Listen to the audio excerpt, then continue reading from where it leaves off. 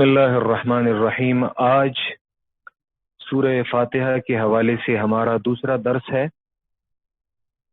کہ گزشتہ لیکچر میں اور گزشتہ درس میں سورہ فاتحہ کے فضائل اور سورہ فاتحہ کے اسماء میں سے ہم نے 7 جو نام ہیں وہ ذکر کیے تھے۔ فضائل میں ہم نے 3 جو احادیث ہیں وہ بتائی تھی کہ ایک صحیح بخاری سے ابو سعید ابن معلا رضی اللہ تعالیٰ عنہ کی روایت، دوسری موطأ مالک سے کہ ابی ابن کعب رضی اللہ تعالیٰ عنہ کی روایت، اور تیسری جو روایت ہے وہ شعب الایمان بیہقی سے حسن بصری کے حوالے سے کہ اللہ نے 104 کتابیں، پھر ان 104 کتابوں کا جو مضمون ہے وہ اللہ نے 4 کتابوں میں جمع کیا ہے، اور پھر 4 کتابوں کا جو مجموعہ ہے وہ مفصلات میں ہے، اور مفصلات کا جو مجموعہ ہے وہ سورہ فاتحہ میں رکھا گیا ہے۔ تو الغرض سورہ فاتحہ یہ تمام آسمانی کتابوں کا، ان کے مضامین کا مجموعہ ہے اور خلاصہ ہے، صرف قرآن کا نہیں بلکہ تمام آسمانی کتابوں کا۔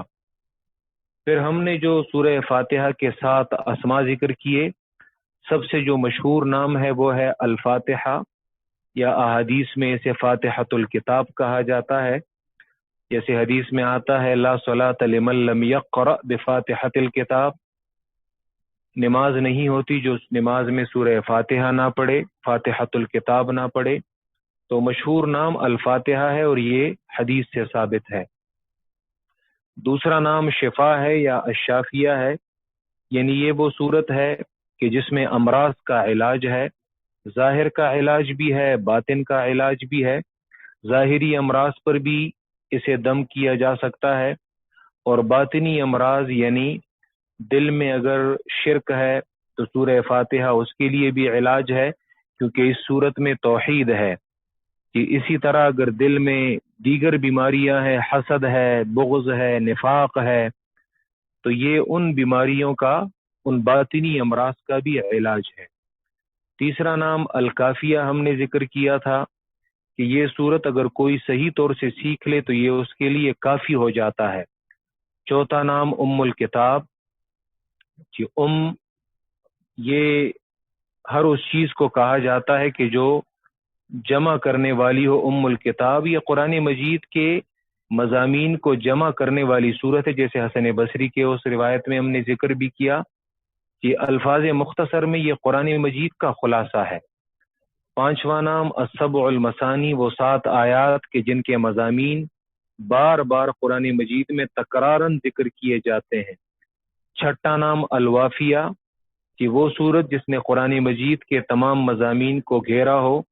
ساتواں نام جو آخری نام ہم نے ذکر کیا تھا کل کے سبق میں، وہ صورت جو نماز میں پڑھی جاتی ہے، اور اس پر ہم نے حدیث قدسی صحیح بخاری کا حوالہ دیا تھا کہ اللہ فرماتے ہیں حدیث قدسی، اس کی تعریف محدثین کرتے ہیں، هو ما نقل الینا عن النبی صلی اللہ علیہ وسلم مع اسناده ایاہ الی اللہ عز وجل،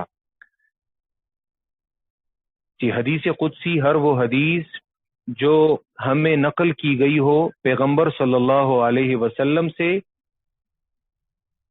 اور انہوں نے اس کی نسبت اللہ عز وجل کی جانب کی ہو، مع اسنادہ ایاہ الی اللہ عز وجل، اور پیغمبر نے اس بات کی نسبت اللہ عز وجل کی جانب کی ہو، تو یہ حدیث قدسی کی تعریف محدثین کرتے ہیں۔ تو اللہ فرماتے ہیں قسمت الصلاۃ بینی و بین عبدی نصفین، میں نے نماز کو اپنے اور اپنے بندے کے درمیان آدھی آدھی تقسیم کیا ہے۔ نماز یعنی سورہ فاتحہ۔ جب بندہ الحمدللہ رب العالمین پڑھتا ہے تو اللہ جواب میں فرماتے ہیں حمدنی عبدی۔ جب بندہ کہتا ہے الرحمن الرحیم، اللہ جواب میں فرماتے ہیں اثنا علی عبدی۔ جب بندہ نماز میں کہتا ہے مالک یوم الدین تو اللہ جواب میں فرماتے ہیں مجدنی عبدی۔ جب بندہ نماز میں کہتا ہے ایاک نعبد و ایاک نستعین تو اللہ جواب میں فرماتے ہیں ھذا لعبدی ولعبدی ما سأل۔ اسی طرح جب بندہ وہ اہدنا الصراط المستقیم تاخیر پڑھتا ہے تو اللہ جواب میں فرماتے ہیں ھذا لعبدی ولعبدی ما سأل، اور ایاک نعبد و ایاک نستعین کے متعلق ھذا بینی و بین عبدی ولعبدی ما سأل۔ تو حدیث قدسی میں یہ نام یہ آیا ہے۔ یہ آج چند اور نام بھی ہم ذکر کرتے ہیں۔ اس سورت کا ایک نام ہے سورت الکنز، وہ سورت جو علم کا خزانہ ہے، وہ سورت جو علم کا خزانہ ہے۔ اور یہ ایک روایت میں بھی آیا ہے، شعب الایمان کی روایت میں، کہ اگرچہ اس کی سند ضعیف ہے لیکن یہ نام اس روایت میں آیا ہے۔ انس بن مالک رضی اللہ تعالیٰ عنہ کی روایت ہے کہ خزانے دو قسم کے ہیں، کہ ایک تو سونے چاندی اور دنیا کا خزانہ ہے، اور دوسرا خزانہ وہ علم و ایمان کا خزانہ ہے۔ تو یہ سورت یہ علم و ایمان کے خزانے سے مالا مال ہے، بشرطے کہ اس کے مضامین کو غور سے پڑھا جائے۔ دیوبند کے جو بانی ہیں مولانا محمد قاسم نانوتوی رحمہ اللہ، جب ان کا انتقال ہوا اور ان کا انتقال یہ 1879 عیسوی میں ہوا، 1879 میں، یعنی یہ قائد اعظم کی پیدائش کے 3 سال بعد اور علامہ اقبال کی پیدائش کے 2 سال بعد۔ تو محمد قاسم نانوتوی جو دیوبند کے بانیین میں سے آتے ہیں، جب ان کا انتقال ہوا تو ان کے دفنائے جانے پر شیخ الہند رحمہ اللہ نے ایک شعر کہا تھا۔ شیخ الہند محمود الحسن دیوبندی، جن کا انتقال 1920 میں ہوا ہے، تو ان کے دفنائے جانے پر شیخ الہند رحمہ اللہ نے ایک شعر کہا تھا، اور شعر یہ تھا کہ مٹی میں دباتے ہوئے کیا سمجھا ہے دوستوں، گنجی نئے علوم ہے یہ گنج زر نہیں۔ مٹی میں دباتے ہوئے کیا سمجھا ہے دوستوں، یعنی مٹی میں تم جس شخصیت کو دفنا رہے ہو تو اسے تم لوگوں نے کیا سمجھا ہے، گنجی نئے علوم ہے یہ گنج زر نہیں۔ یہ تو علوم کا خزانہ تھا، یہ کوئی سونے اور چاندی کا خزانہ نہیں تھا۔ تو بعض چیزیں وہ علوم کا خزانہ ہوتا ہے، سورہ فاتحہ یہ علم کا خزانہ ہے، یہ کوئی سونے چاندی کا خزانہ نہیں ہے۔ اور اگر کوئی اس نیت سے پڑھ بھی لے کہ مجھے دنیا کا خزانہ بھی حاصل ہو جائے، تو اس صورت میں اتنا کمال ہے کہ یقیناً یہ ہر ایک چیز کے لیے ایک نسخہ ہے۔ نواں نام اس کا اساس القرآن،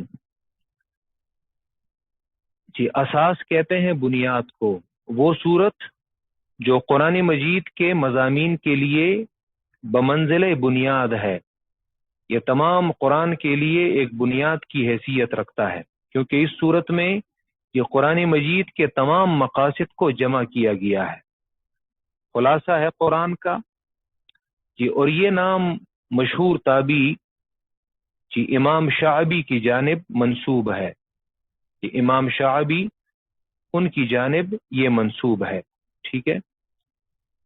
یہ اساس القرآن، قرآن کی بنیاد جی۔ اس کا ایک نام ہے تعلیم المسئلہ، یہ نام میں آپ لوگوں کے ساتھ اس چیٹ میں شیئر کر دیتا ہوں۔ یہ تعلیم المسئلہ،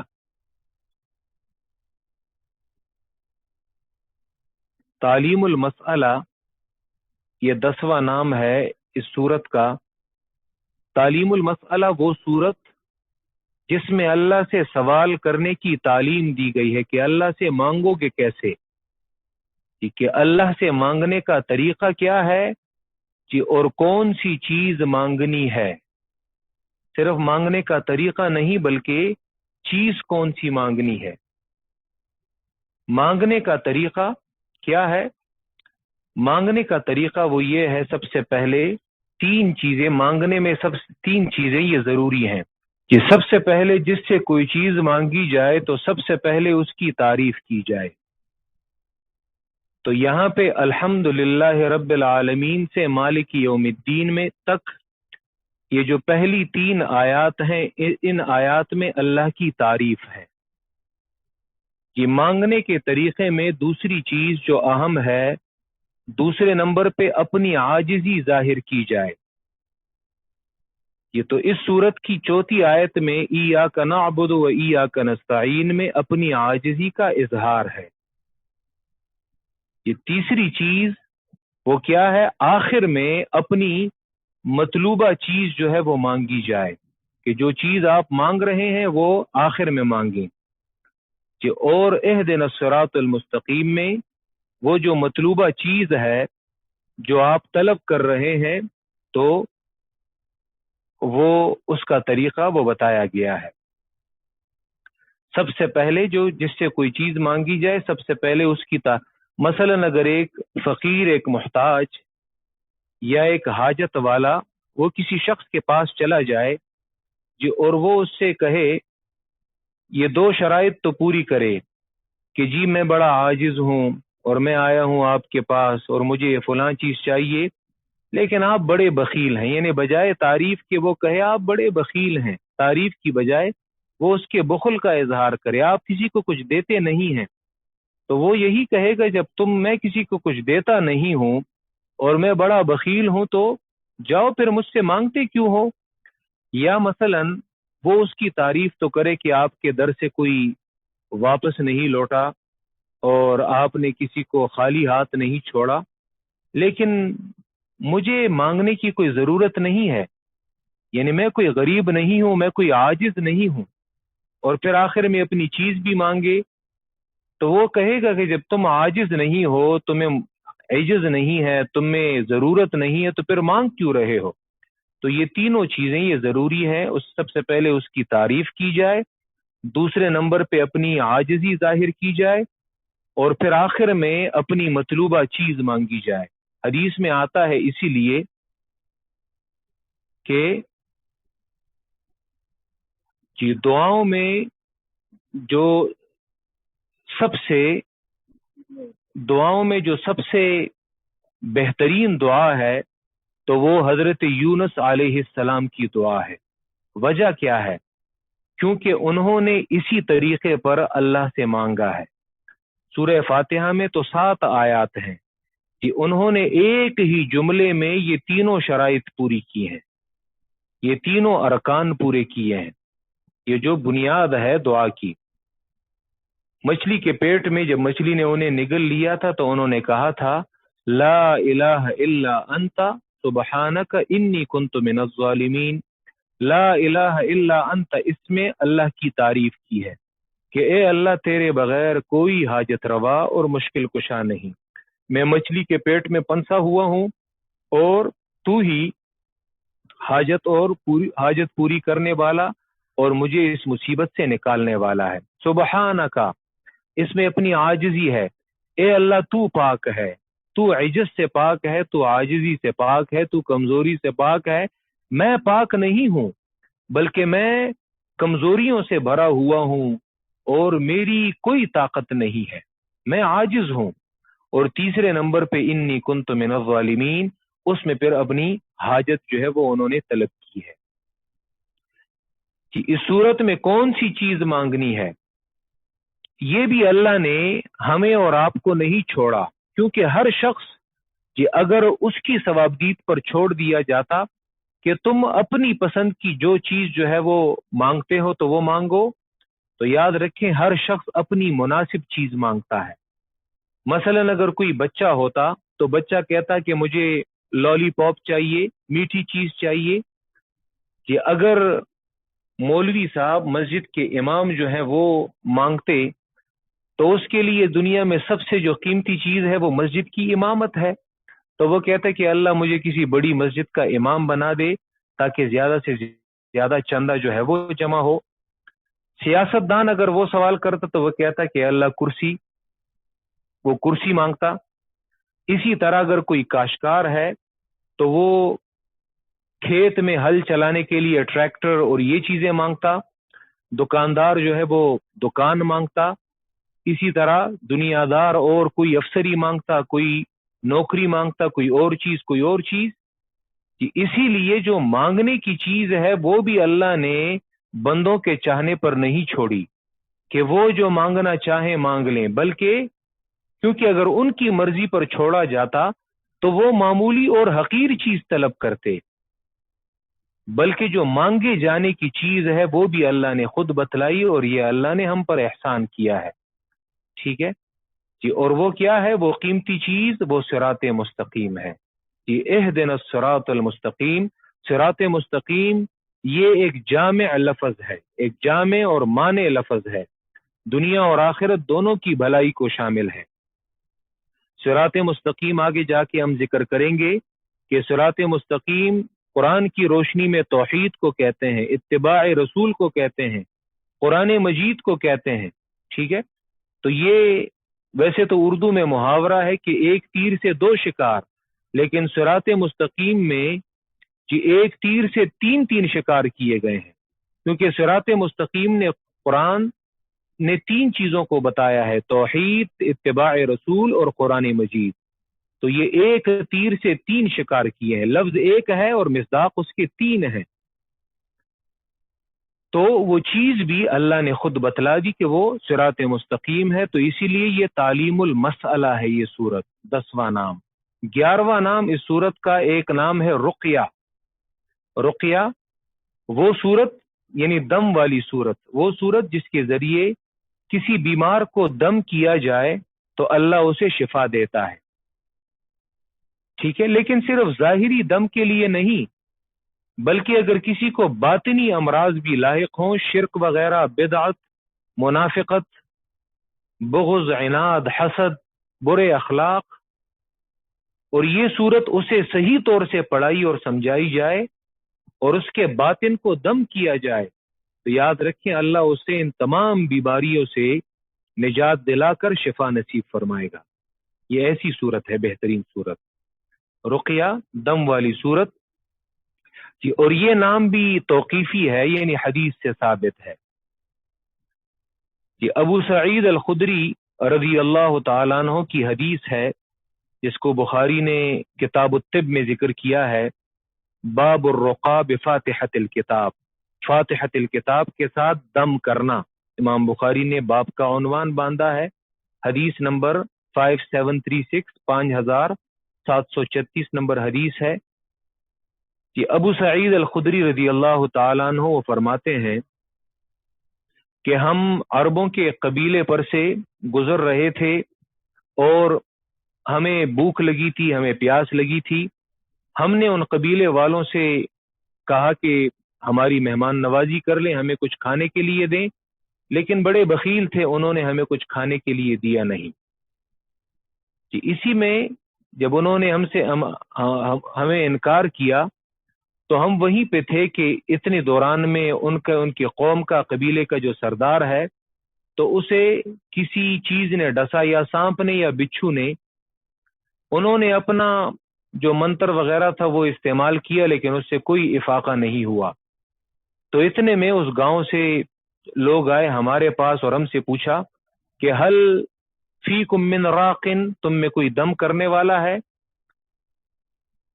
تو ابو سعید الخدری رضی اللہ تعالیٰ عنہ نے کہا ہاں ہے ہم میں دم کروں گا، لیکن اس شرط پر کہ تم لوگ ہمیں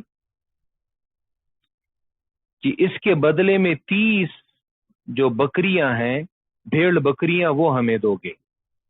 انہوں نے کہا ٹھیک ہے کہ اگر ہمارے سردار جو ہیں وہ ٹھیک ہو جائیں تو ہم آپ لوگوں کو یہ دے دیں گے. یہ صرف ابو سعید الخدری نے یہ شرط رکھی ان کے پاس. تو وہ آئے اور انہوں نے سورہ فاتحہ اس پر دم کیا، اور وہ اپنے ہاتھوں پہ دم کرتے تھے اور اپنی تھوک کو جمع کرتے تھے، اور پھر اسی سے انہوں نے اسے وہ دم کیا، وہ ٹھیک ہو گیا. اور ابو سعید الخدری بھیڑ بکریوں کے ساتھ واپس آ رہے ہیں. جب ان کے ساتھیوں نے دیکھا تو انہوں نے کہا نہیں، لا ناخذہ، ہم تو اسے نہیں لیں گے، کیونکہ تم نے قرآن پڑھا ہے اور قرآن میں تو اللہ فرماتے ہیں. یہ انہوں نے نہیں کہا، لیکن وہ اس لیے نہیں لے رہے تھے کہ انہوں نے کہا کہ یہ تو قرآن پہ دنیا کمانا ہے، اور یہ تو قرآن پہ یعنی ان سے اجرت لینا ہے، کیونکہ تم نے سورہ فاتحہ پڑھا ہے اور سورہ فاتحہ قرآن کی آیات ہیں، اور قرآن تو کہتا ہے لا تشتروا بآیاتی ثمنا قلیلا، میری آیات کے عوض جو ہے وہ دنیا نہ لو. اگرچہ پوری دنیا تمہیں کوئی دے میری آیات کے عوض وہ نہ لو۔ تو انہوں نے کہا لا ناخذہ حتی نسأل النبی صلی اللہ علیہ وسلم، ہم اسے اس وقت تک نہیں لیں گے تم سے، یعنی اپنا حصہ، جب تک ہم اللہ کے رسول سے نہ پوچھ لیں۔ آئے اللہ کے پیغمبر کے پاس مدینہ منورہ، ان سے پوچھا تو اللہ کے پیغمبر صلی اللہ علیہ وسلم ہنس پڑے اور کہا وما ادراک انہا رقیۃ، ابو سعید تمہیں یہ کیسے پتا کہ یہ صورت جو ہے یہ دم والی صورت ہے؟ یعنی اللہ کے رسول نے ان کی تائید کی کہ تمہیں یہ کس نے بتایا تھا کہ یہ دم والی صورت ہے؟ یقیناً یہ دم والی صورت ہے۔ اور پھر صحابہ سے کہا خذوہا، تم لوگ بھی اسے لے لو، یعنی اس میں سے اپنا حصہ لو۔ اور پھر کہا وَضْرِبُوا لِي بِسَهْمٍ، تم لوگ بھی اسے لو اور مجھے بھی اپنا حصہ دو۔ جی اب اللہ کے رسول تو ان کے ساتھ نہیں تھے، جی اللہ کے رسول نے فرمایا مجھے بھی میرا حصہ دو۔ کیا مطلب ہے اس کا؟ یہ اس بات کی دلیل ہے کہ جب اللہ کے رسول نے ان سے اپنا حصہ مانگا ہے، اس کا مطلب یہ کہ یہ مال ان لوگوں سے، ان کافروں سے بطور غنیمت لیا گیا تھا، کیونکہ غنیمت کے مال میں 5واں حصہ جو ہے وہ بیت المال کا ہے، وہ بیت المال میں وہ جائے گا۔ اسی لیے مشہور فقی امام سرخسی فرماتے ہیں وَأَمَّا حَدِيثُ الرُّقْيَةِ، کیونکہ بعض لوگ اس حدیث سے استدلال کرتے ہیں کہ جی دم کرو اور دم پہ کماؤ، جتنا کما سکتے ہو اور جتنا لوگوں کو لوٹ سکتے ہو لوٹو۔ بعض لوگوں نے اسے تجارت اور کاروبار بنایا ہے۔ تو امام سرخسی فرماتے ہیں وَأَمَّا حَدِيثُ الرُّقْيَةِ، اور جو حدیث رقیہ ہے ابو سعید الخدری کی روایت ہے، تو وہ کہتے ہیں کہ کان ذالک مالا، یہ وہ مال تھا کہ اخذہ من الحربی بطریق الغنیمہ، جو حربی کافروں سے غنیمت کے طور پہ لیا گیا تھا۔ اور پھر انہوں نے اسی جملے کو دلیل بنایا ہے الا ترى ان النبی صلی اللہ علیہ وسلم قال، کیا تم اس حدیث میں اس جملے کو نہیں دیکھتے جو پیغمبر نے فرمایا کہ اضربوا لی فیہا بسہم، مجھے اس میں اپنا حصہ دو؟ تو یہ اس بات کی دلیل ہے کہ پیغمبر نے اپنا حصہ لیا ہے، یہ مال بطور غنیمت ہے۔ تو آج جو لوگ اس حدیث کو دلیل کے طور پہ پیش کرتے ہیں کہ دم کرو اور پھر کماؤ، یاد رکھیں یہ یا تو انہیں، یہ جن لوگوں کو دم کیا جا رہا ہے شاید یہ انہیں کافر لگتے ہوں کہ ان کا مال ویسے بھی ہمارے لیے مال غنیمت ہے، انہیں لوٹو جس طرح لوٹ سکتے ہو۔ 12واں نام وہ ہے ام القرآن، ام الکتاب بھی اس کا نام تھا اور اس کا نام ام القرآن بھی ہے کہ، اور یہ نام بھی توقیفی ہے، صحیح بخاری میں یہ نام بھی ثابت ہے حدیث نمبر 4704 میں، ٹھیک ہے۔ ام القرآن یہ بھی حدیث سے ثابت، ام القرآن یعنی سارے قرآن کا خلاصہ اور نچوڑ۔ کہ علماء نے سورہ فاتحہ کو، اور یہی وجہ ہے کہ سورہ فاتحہ یہ تمام قرآن مجید کی تمام صورتوں سے مقدم کیوں ہے، حالانکہ نازل تو یہ 5ویں نمبر پہ ہوئی ہے، لیکن اسے یہ قرآن مجید کے آغاز میں کیوں رکھا گیا ہے؟ جی ان تمام اقوال کا خلاصہ کیا ہے؟ کہ اس حوالے سے علماء نے مختلف اقوال ذکر کیے ہیں، لیکن ان تمام اقوال کا لب لباب کیا ہے؟ وہ یہ ہے کہ اسے ام القرآن یا ام الکتاب اسی وجہ سے کہا جاتا ہے کہ یہ خلاصہ ہے پورے قرآن کا، اور پورا قرآن اسی سورت کی تفصیل ہے، اسی سورت کی تفصیل ہے۔ کہ اس سورت کے تقدیم کی جو وجوہات ہیں وہ ہم دورے تفسیر میں پڑھاتے ہیں۔ ہمارے استاد محترم ہر سال شعبان میں ان کا دورہ جو ہے وہ شروع ہوتا ہے اور 20 رمضان پہ وہ ختم ہوتا ہے۔ 50 دن میں وہ قرآن پورا کا پورا قرآن پڑھاتے ہیں، اور یہ جو تفصیل ہم کرتے ہیں تو یہ اس تفصیل کا شاید 10واں حصہ بھی نہ ہو، اس میں بہت زیادہ تفصیل کی جاتی ہے۔ ہاں وہ تقریباً 4 گھنٹے روزانہ درس ہوتا ہے تو اسی وجہ سے اس میں ٹائم زیادہ ہوتا ہے، لیکن 50 دن میں پورا قرآن جو ہے وہ پڑھایا جاتا ہے۔ تو پھر وہ اپنے دورے تفسیر میں اس میں دور دور سے لوگ آتے ہیں، حتیٰ کہ کراچی سے لوگ آتے ہیں اور یہاں پر پھر وہ ہماری جو سب سے بڑی درسگاہ ہے تو وہیں پہ وہ قیام بھی کرتے ہیں. تو تقریباً کوئی 10-12 وجوہات وہ مفسرین کے حوالے سے وہ بیان فرماتے ہیں، لیکن ان تمام اقوال کا نچوڑ اور خلاصہ یہ ہے کہ سورہ فاتحہ کو ام القرآن کیوں کہا جاتا ہے یا ام الکتاب. یہ پورے قرآن کا خلاصہ اور نچوڑ ہے، اور قانون یہ ہے کہ خلاصہ پہلے ہوتا ہے اور تفصیل بعد میں ہوتی ہے.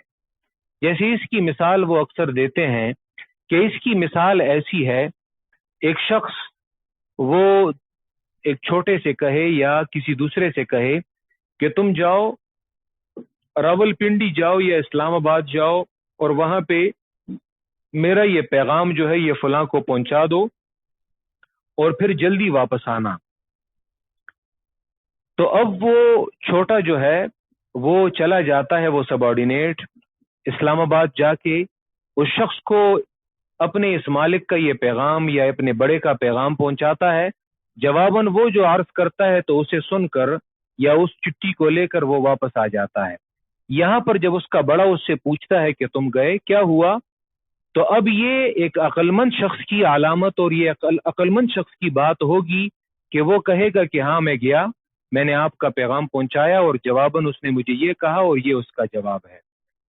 ٹھیک ہے. اب یہ بے وقوف شخص کی بات ہوگی کہ اگر وہ یہ کہے کہ ہاں جی آپ نے مجھے پیغام دیا، میں یہاں سے رکشے میں بیٹھا اور پھر میں جب اڈے چلا گیا تو اڈا وہاں پہ گاڑی میں ابھی تقریباً 2-3 لوگ ہی بیٹھے تھے، میں چوتھا بندہ تھا جب میں گاڑی میں پہنچا اور وہاں انتظار 1 گھنٹہ انتظار کیا 1 گھنٹے کے بعد گاڑی روانہ ہوئی اور ایک سٹاپ اس نے فلاں جگہ پہ لیا تو وہ بڑا اس سے کہے گا بے وقوف مجھے جلد بات بتاؤ کہ تم نے کیا پیغام دیا اور کیا جواب دیا اس شخص نے. مقصد یہ ہے کہ خلاصہ بات وہ پہلے ہوتی ہے، یعنی اگر وہ بڑا اس سے پوچھ لے کہ اچھا خلاصے کے طور پہ بات تو تم نے مجھے بتا دی، اچھا بتاؤ اب تفصیلاً تم گئے کیسے اور آئے کیسے، اور پھر وہ اپنی تفصیل جو ہے وہ بتائے تو تب جا کر کچھ بات بنتی ہے. لیکن اگر شروع سے ہی وہ تفصیل بیان کرنا شروع کر دے تو انسان اکتا جاتا ہے کہ مختصر بات کیا ہے. تو قرآن مجید نے مختصر بات پہلے کی کہ پورے قرآن میں ہے کیا، تو ان 7 آیات میں پورے قرآن کا خلاصہ ہے. ان 7 آیات میں اسی لیے بلاغت کی اصطلاح میں اسے براعت الاستحلال کہا جاتا ہے. براعت الاستحلال یہ ایک اصطلاح ہے. براعت الاستحلال کس چیز کو کہتے ہیں؟ براعت الاستحلال اسے کہتے ہیں کہ تفصیلی بات کا جو لب لباب اور نچوڑ اور خلاصہ ہے اسے مختصر الفاظ میں آغاز اور ابتدا میں ذکر کر دیا جائے. تو سورہ الفاتحہ یہ براعت الاستحلال ہے پورے قرآن کے لیے. 7 آیات میں پورے قرآن کا تو کیا کہ ساری آسمانی کتابوں کا خلاصہ یہ اس صورت میں ہے. تو یہ صورت بطور براعت الاستحلال کے ہے. ٹھیک ہے کہ آج ہم نے یہ نام یہ ہم نے ذکر کیے، اور کل ان وجوہات میں ہم صرف ایک وجہ جو ہے وہ ذکر کریں گے جو مولانا حسین علی رحمہ اللہ نے، جو ہماری سند میں بھی آتے ہیں کہ انہوں نے اس کی ایک وجہ جو ان 12-13 وجوہات میں ایک وجہ ہے کہ سورہ الفاتحہ کو قرآن کی شروع میں کیوں رکھا گیا ہے، اسے مقدم کیوں رکھا گیا ہے قرآن کے آغاز میں اور پورا قرآن.